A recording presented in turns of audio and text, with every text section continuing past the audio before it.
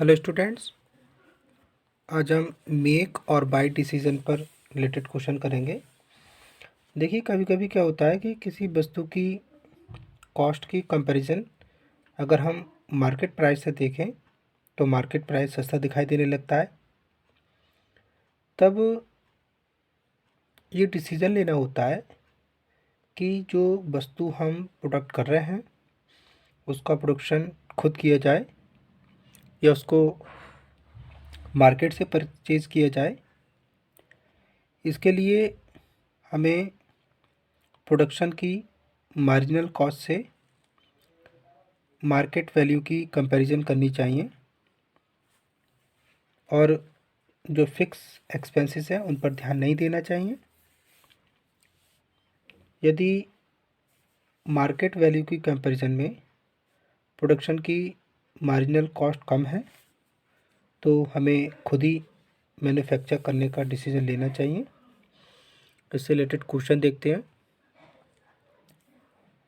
A radio manufacturers finds that while it cost rupees 25 per unit to make a component, the same is available in the market at rupees 23 each.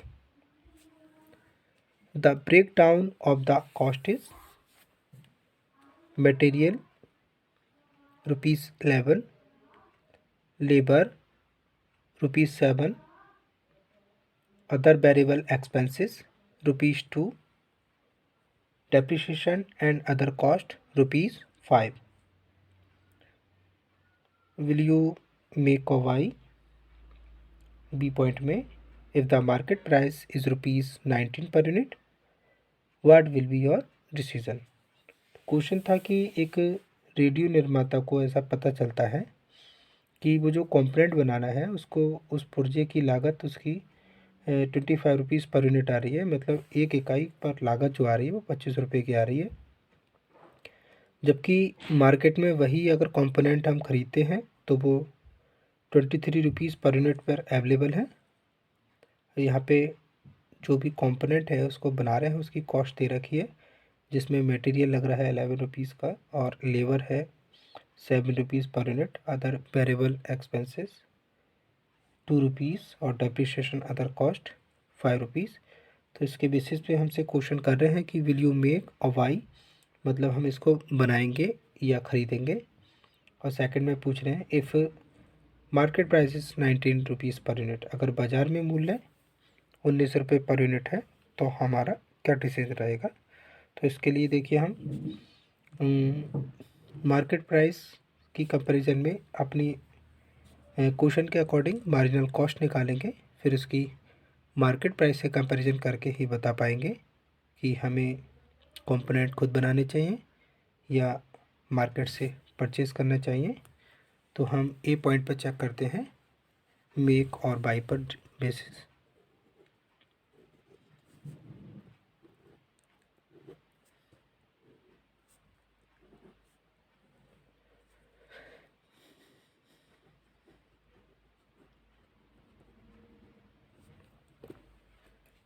तो यहाँ पे रखते हैं हम पहले marginal cost of production.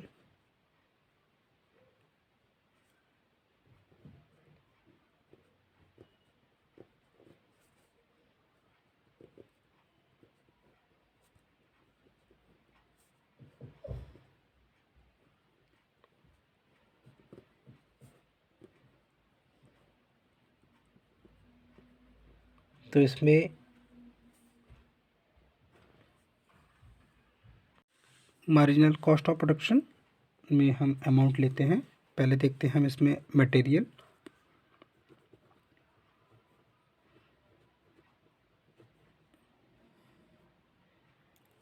Material की cost आ रही है 11 rupees per unit. Labour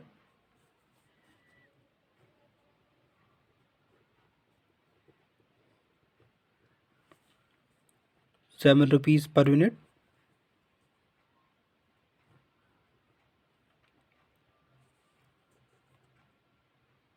other variable expenses ₹2।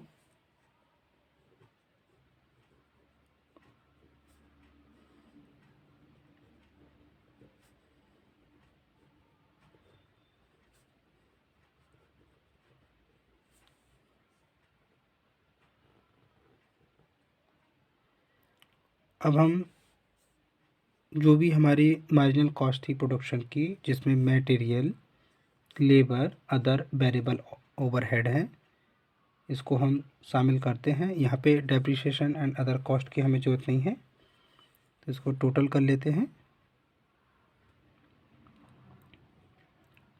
7 + 2 9 + 1 10 carry 1 1 + 1 2। तो ये हमारी मार्जिनल कॉस्ट निकल के आ रही है।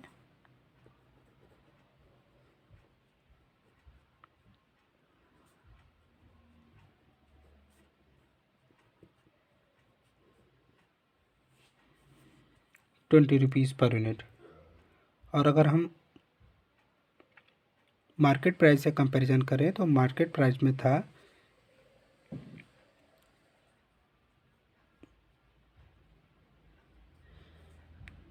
component the same is available in the market as ₹23 each। तो हम यहाँ अगर मार्केट प्राइसेस की कंपैरिजन करें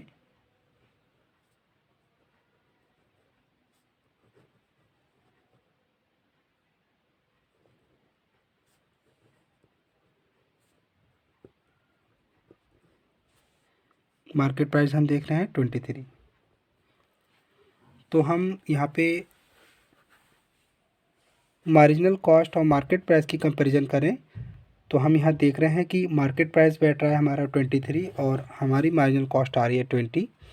तो हम यहाँ कह सकते हैं कि अगर हम कंपोनेंट को खुद बनाएंगे तो यहाँ पे देखें 23 और 20 में डिफरेंट 3 का है, तो हमें ₹3 पर यूनिट की सेविंग होगी। तो इस बेसिस पे हम कह सकते हैं कि खुद बनाने पर हम ₹3 बचा सकते हैं एक यूनिट पर। इसलिए जो भी कंपोनेंट को मैन्युफैक्चर कर रहे हैं वो हमें सेल्फ करना चाहिए। बी पॉइंट में था कि if the market price is ₹19 per unit what will be your decision, कि मतलब अगर बाज़ार मूल्य ₹19 है तब हमें क्या डिसीजन करना है, इसको बनाना है या ख़रीदना है। तो अगर हम यहाँ देखें कि जो मार्केट प्राइस 19 है तो भी हमारी जो मार्जिनल कॉस्ट 20 आ रही है, तब भी हम बाज़ार से ख़रीद के लाते हैं तो भी हमें ₹1 पर यूनिट की बचत होगी। इसलिए अगर सेकंड कंडीशन के अकॉर्डिंग देखें तो पुर्जा हमें मार्केट से ही परचेज़ करना बेस्ट रहेगा। सी टाइप से कभी कभी व्यवसाय में अगर कोई मंदी आ जाती है तो कुछ समय के लिए प्रोडक्शन बंद करने या न करने का डिसीज़न लेना होता है। बंद करने के कारण कुछ फिक्स एक्सपेंसेस नहीं होंगे, जबकि कुछ अदर फिक्स एक्सपेंसेस होते रहेंगे। यदि पर डे उतना कंट्रीब्यूशन मिलता रहे जितने फिक्स एक्सपेंसेस नहीं होंगे या उससे अधिक कंट्रीब्यूशन प्राप्त हो तो जो भी फैक्ट्री या कारखाना है उसको बंद ना करने का डिसीज़न ले लिया जाता है। लेकिन यदि कंट्रीब्यूशन इतना कम मिलने लगे कि ना रहने वाले फिक्स एक्सपेंसेस उससे भी और ज़्यादा हो जाएं, तो मंदी काल के लिए कारखाना बंद करना ठीक रहता है। ऐसी कुछ सीजनल फैक्ट्री होती हैं जो मौसमी कारखाने होते हैं। कुछ फैक्ट्रीज़ केवल स्पेशल सीज़न में ही चलाए जाते हैं, जैसे चीनी बनाने का कारखाना हम देखें तो केवल विंटर सीज़न में ही चलता है, क्योंकि तभी हमें जो शुगर केन गन्ना होता है अवेलेबल होता है। अगर हम बर्फ़ बनाने के कारखाने की बात करें तो ये जो सीज़न होता है गर्मियों में ही ज़्यादा चलता है, क्योंकि उस समय जो बर्फ़ होता है उसकी डिमांड बढ़ जाती है। कारखाना तब बंद करना पड़ता है जब ना होने वाले जो डेली फिक्स एक्सपेंसेस हैं उससे भी कम हमें डेली कंट्रीब्यूशन मिले, तब हम क्या करते हैं, तो हम हमें वहाँ पर शट डाउन पॉइंट निकालते हैं। इसके लिए एस केवल fix cost upon contribution per unit formula apply करते हैं। प्रबंधक को कभी कभी वितरण माध्यम का चुनाव भी करना पड़ता है, मतलब थोक व्यापारी को माल बेचा जाए या फुटकर व्यापारी को माल बेचा जाए या सीधे कस्टमर को माल बेचा जाए। थोक व्यापारी को माल बेचने से सेलिंग एक्सपेंसेस कम होंगे, फुटकर व्यापारी को माल बेचने से जो विक्रय व्यय हैं वो अधिक होंगे, और अगर सीधे ग्राहक को बेचे तो विक्रय व्यय और ज़्यादा होंगे। तो जिस कंडीशन में भी हमें मैक्सिमम प्रॉफिट हो उसका सिलेक्शन किया जाएगा। तो इसमें मार्जिनल कॉस्टिंग मेथड से ये काम आसानी से हो जाता है। और कभी कभी उत्पादन क्षमता से उत्पादन कम हो रहा है, तो ऐसे प्रपोज़ल आते हैं कि जो प्रचलित मूल्य है उससे भी कम मूल्य पर माल खरीदना चाहते हैं। अपने ही देश का कोई बिजनेसमैन यदि ऐसा क्रय करना चाहता है तो आदेश स्वीकार नहीं किया जा सकता, क्योंकि फिर प्रचलित मूल्य पर अन्य माल को नहीं बेच सकते। लेकिन यदि विदेशी ग्राहक से ऑर्डर मिल जाए या सरकार से ऑर्डर मिले या किसी